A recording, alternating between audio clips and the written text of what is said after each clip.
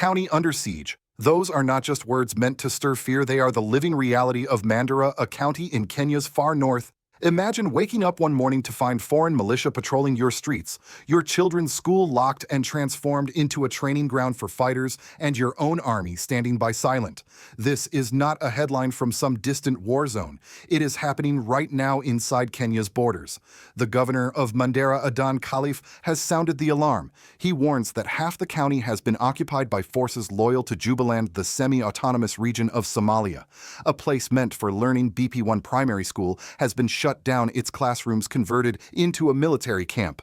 Children who should be preparing for exams are instead displaced, their futures interrupted by the thud of boots and the rattle of guns.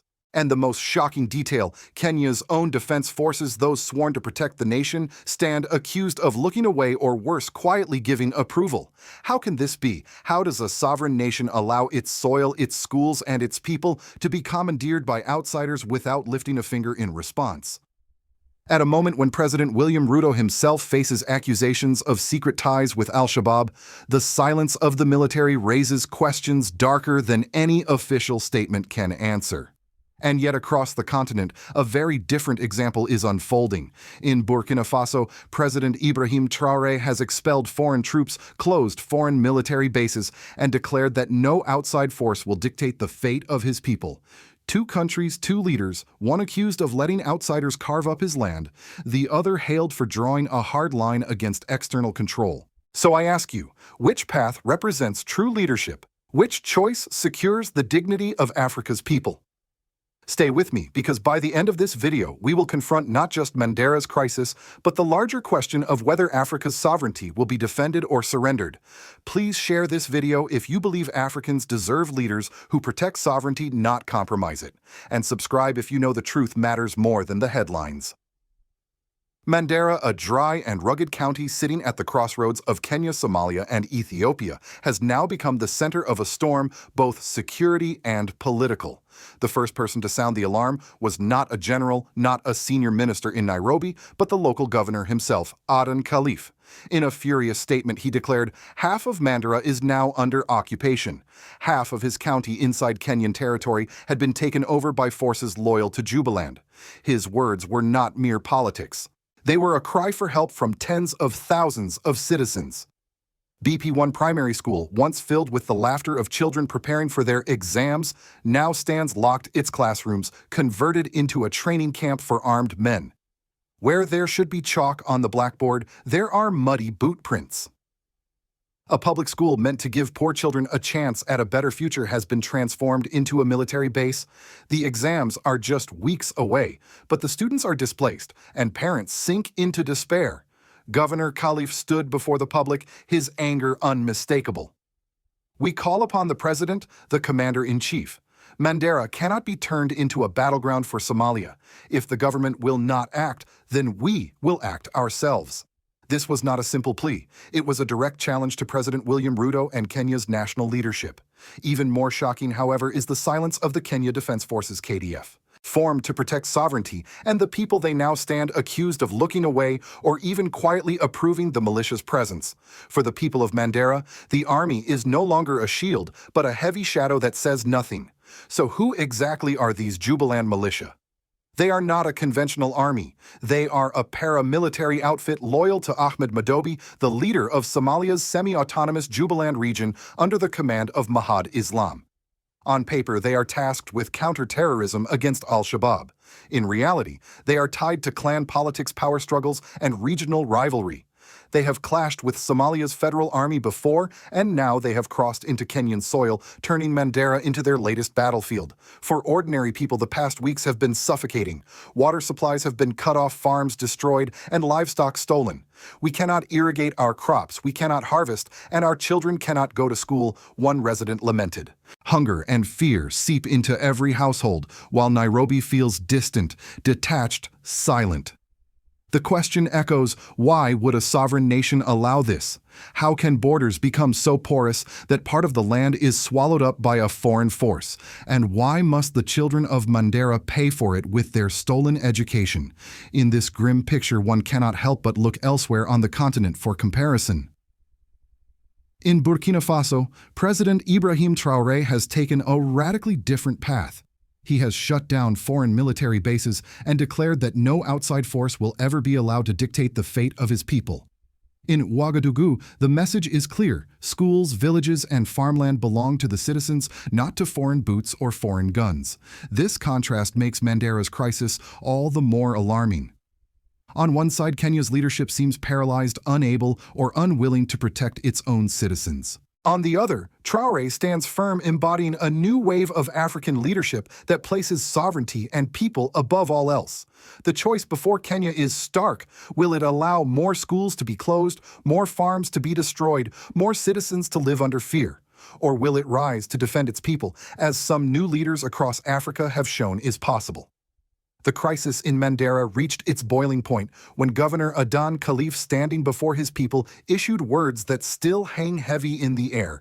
"If you don't remove the Jubaland militia, then we will do it ourselves." That declaration was not just defiance, it was desperation. A local leader sworn to defend his county was threatening to take matters into his own hands because the national government seemed absent. It was the sound of a county crying out against Nairobi's silence. The audience erupted in applause, but behind the clapping hands was a deeper emotion: fear. Everyone knew what doing it ourselves might mean: armed civilians, rising clan militias, mobilizing neighbors, turning against neighbors. If the Kenyan government remained still, Mandera could collapse into chaos. And then came another spark to inflame the already tense atmosphere. Former Deputy President Rigathi Gachagua, a man who once stood at the heart of power, made shocking allegations. He claimed that President William Ruto himself had held closed-door meetings with al-Shabaab operatives inside Mandera. He doubled down, saying, "The people of Mandera are innocent." The accusations are against William Ruto, not against them. The accusation landed like thunder.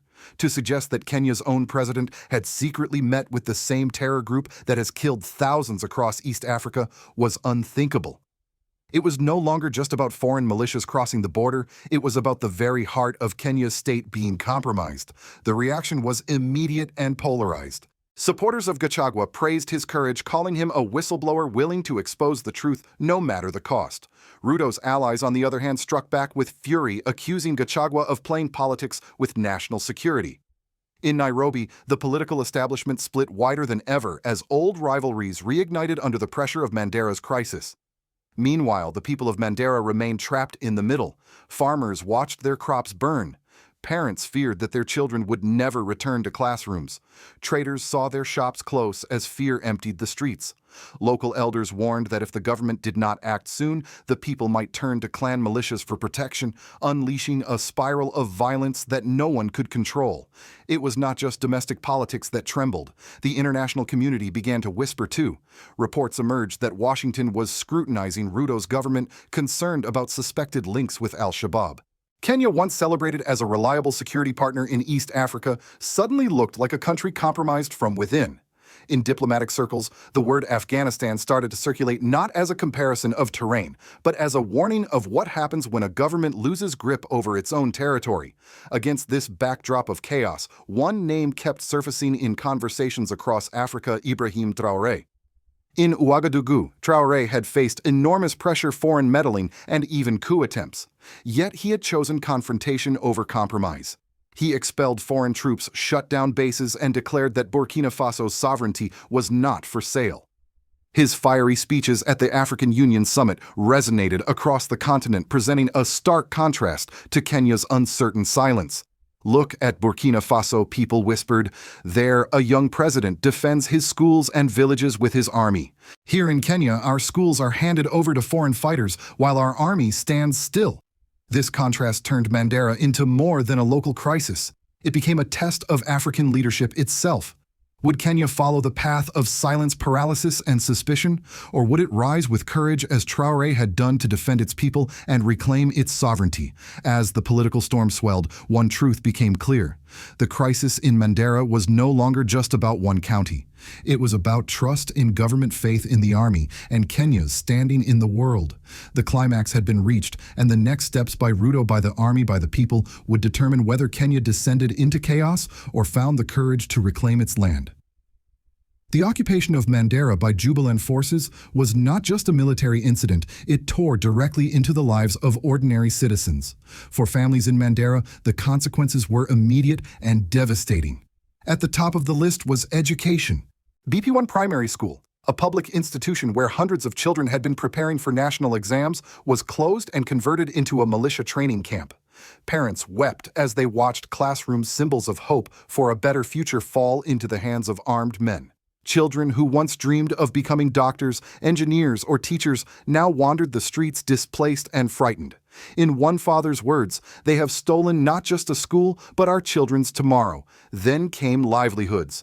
With water supplies disrupted and farms destroyed, Mandera's fragile economy collapsed. Fields lay barren under the scorching sun, while livestock, goats, and camels that once sustained entire families were either killed or stolen. Traders in the markets shut down their shops as insecurity made business impossible. Hunger crept closer with every passing day, transforming Mandera's crisis into a humanitarian emergency. The social fabric itself began to fray. Fear spread faster than any militia. Families huddled indoors at night, worried that clan-based violence could erupt at any moment.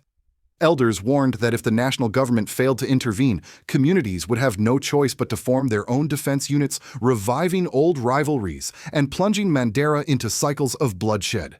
But the consequences went beyond Mandera's dusty streets. They cut deep into Kenya's political core. For President William Ruto, the crisis was catastrophic for his credibility. Instead of being seen as the defender of the nation, he was accused of negligence, even complicity. Allegations of secret ties with al-Shabaab further poisoned the political climate. His image as a strong leader fractured, replaced by a portrait of a president unwilling or unable to confront the enemy at the gates. The Kenya Defense Forces KDF also suffered a serious blow to their reputation. Once respected as one of the most professional militaries in the region, they now faced accusations of betrayal. Citizens asked, if the army cannot defend our schools, then what is its purpose? Trust in the military, so essential in a nation plagued by security threats, was shaken to the core. The political opposition seized on the crisis, amplifying the people's anger. Gachagua's allegations against Ruto became ammunition for a broader campaign questioning the government's legitimacy. In Parliament, the issue of Mandera became a battlefield in its own right, with lawmakers demanding answers, while the presidency struggled to regain control of the narrative. Meanwhile, Kenya's neighbors began to take notice. Ethiopia was explicitly asked to stay out of Mandera by Governor Khalif, but suspicions lingered that Addis Ababa was indirectly entangled. Somalia, officially silent, privately viewed Jubaland's actions as an extension of its own fractured politics. What began as a local incursion now risked spiraling into a regional crisis, and all the while, ordinary Kenyans watched the contrast unfolding elsewhere in Africa. In Burkina Faso, President Ibrahim Traoré had faced similar threats of foreign interference, but responded with decisive action, expelling foreign troops, nationalizing defense strategies, and building public trust through bold reforms. In Mandera, by contrast, the Kenyan state appeared absent, leaving its citizens to fend for themselves. The civil and political consequences were therefore not confined to Mandera. They threatened Kenya's unity, its stability, and its very sovereignty. What was once seen as an isolated county crisis had transformed into a mirror, reflecting the fragility of the state itself. Unless swift action was taken, Mandera risked becoming Kenya's wound that would not heal, a wound that exposed the nation's weakness to both its people and the world. Mandera's crisis may seem like a local border conflict, but in Washington, Brussels, and Addis Ababa, it rang alarm bells far louder than many in Nairobi wanted to admit. For the United States, Kenya has long been a pillar of stability in East Africa. Nairobi has hosted American military cooperation, intelligence sharing, and counterterrorism operations against al-Shabaab for years. But now, with allegations swirling that President William Ruto might have met secretly with members of the same terror group, Washington's trust began to crack. U.S. officials quietly asked, if Kenya's leadership is compromised, how reliable can Kenya remain as an ally behind closed doors? American analysts warned of a potential Somalia effect. If Mandera became a safe haven for militias, the U.S. feared it could evolve into another hub for extremist recruitment and training, posing threats not just to East Africa, but to global security. Memories of Afghanistan haunted the halls of the Pentagon. Once a remote province spiraled out of control, and soon the entire region became a breeding ground for global terror. Was Mandera at risk of becoming East Africa's Kandahar? The European Union reacted with its usual caution, calling for dialogue and stability. Yet European intelligence services were equally concerned. Kenya is not just an ally in counter-terrorism, it is also a key transit point for trade routes and humanitarian corridors. If insecurity spreads, both Europe's investments and Africa's humanitarian lifelines could suffer. Closer to home, the African Union (AU) faced a test of its credibility. How could the AU stay silent while one of its member states saw part of its land turned into a military base for foreign militias? Critics accused the AU of hypocrisy, quick to condemn crises in West Africa, yet timid when it came to East Africa. Ethiopia, Mandera's northern neighbor, was not spared scrutiny either. Governor Khalif himself had warned Ethiopia to stay out of Mandera, yet suspicions lingered that Addis Ababa had provided tacit support to Jubaland as part of its own regional maneuvering. Somalia, fractured and divided, stayed officially silent, but privately welcomed the pressure on Kenya, a rival in its own power struggles.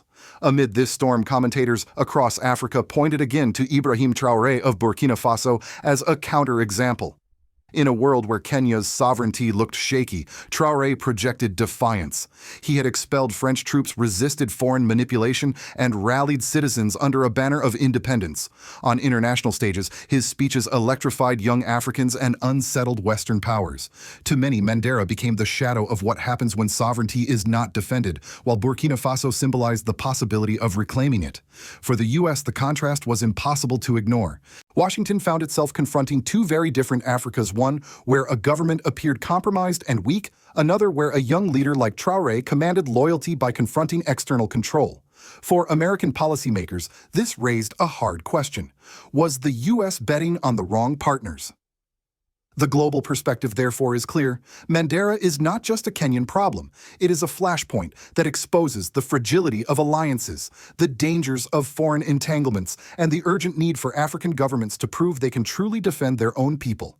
If Kenya fails, the shockwaves will not stop at its borders. They will ripple through Washington, Brussels, Addis Ababa, and beyond. Mandera's story is not just the story of one county in northern Kenya. It is the story of what happens when sovereignty is eroded, when leaders look away, and when citizens are left to face danger alone. A school turned into a militia camp, children forced out of classrooms, farmers stripped of their livelihoods. These are not isolated tragedies. They are warnings carved into the soil of Mandera about what can happen to any nation that fails to defend its people. For Kenya, the danger is clear. If the government cannot reassert control, Mandera risks becoming a permanent wound, an open invitation for malicious terrorists and foreign powers to carve up its land. From there, instability could spread southward, threatening the very core of the nation. What begins as a border incursion can easily evolve into a national unraveling.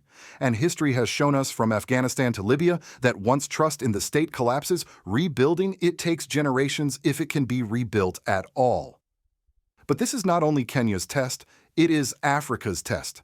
Across the continent, leaders face the same choice: defend their sovereignty with courage or watch as outsiders dictate the fate of their people. That is why the name of Ibrahim Traoré echoes so often in discussions like these. In Burkina Faso, he has chosen defiance. He has declared that no foreign army will decide where Burkinabe children study, where farmers plant, or where soldiers march. His example, whether one agrees with him or not, stands as a mirror held up to other leaders. Sovereignty is either defended with action or surrendered with silence. And the world is watching. Washington, Brussels, Addis Ababa, and Mogadishu are measuring Kenya's response. Will Nairobi rise to the challenge, or will it allow suspicion, paralysis, and complicity to define its future? The warning is simple: if Kenya does not act decisively, Mandera could be just the beginning. Sovereignty once lost is not easily reclaimed. So I leave you with these questions. Do you believe President William Ruto is truly protecting the people of Kenya, or has he compromised the nation's sovereignty? And on the broader scale, do you think that President Ibrahim Traoré's reform strategies in Burkina Faso represent the model Africa needs today, or is another path required? Please share this video if you believe Africans deserve leaders who defend their people, not abandon them. Comment below with your thoughts. Is Kenya's crisis a local failure or a continental warning? And subscribe if you believe that truth must be told, no matter how uncomfortable it is, because the truth is always more important than the headlines.